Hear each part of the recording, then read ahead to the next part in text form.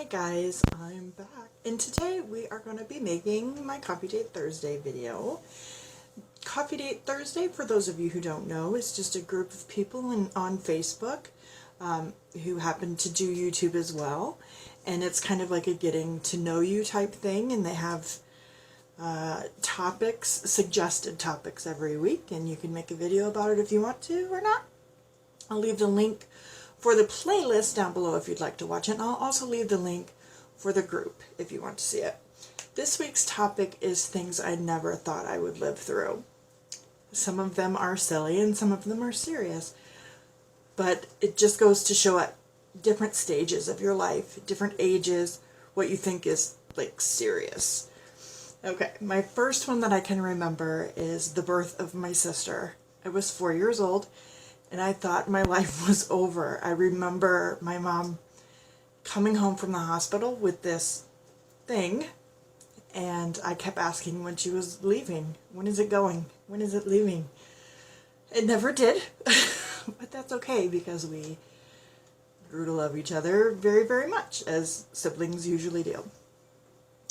The second thing I remember was my first boyfriend breaking up with me. I think I was probably 8 or 9, and we were neighbors, and I don't know, we had a wedding, and his mom made me some toilet paper flowers. I remember those. They were beautiful, and we got married, and then 2 hours later he broke up with me. Never thought I could be so sad. And then my parents' divorce. I was 14. It was horrible. I remember them kind of yelling at each other once in a while, but it was nothing huge. They were very good at hiding their actual problems. I think either that or I wasn't paying attention because I was 14. I had my own crap, you know? But that was devastating. And, yeah, I never thought I'd get over it, but I did. I have step-parents now. It's fine.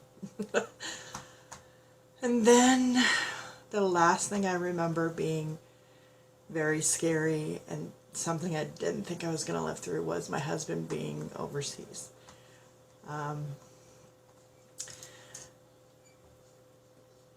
We were separated for almost 2 years when he first went into the military. He was doing his AIT, and then he went to jump school, and then he went to, just other stuff. And we were separated for about 2 years. He came home every once in a while, but it was like, And then we moved to Fort Bragg together, and he got deployed. We had 2 kids at the time.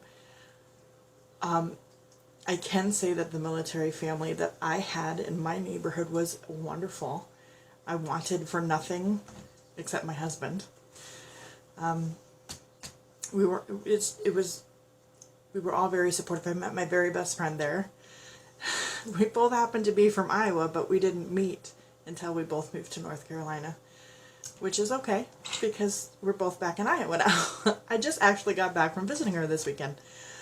But anyway, it was just a big mess. My husband was gone. I was lonely.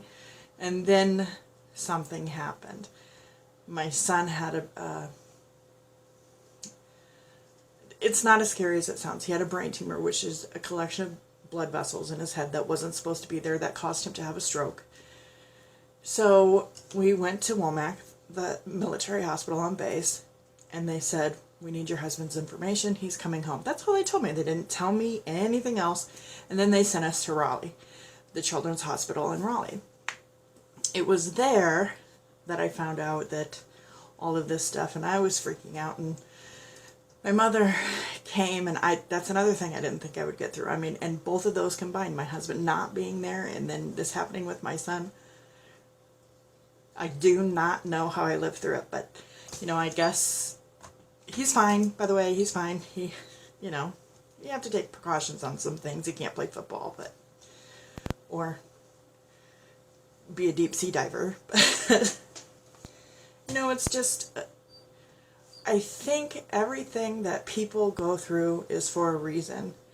I'm one of those folks who says God doesn't give you more than you can handle, but he sure does push you, you know?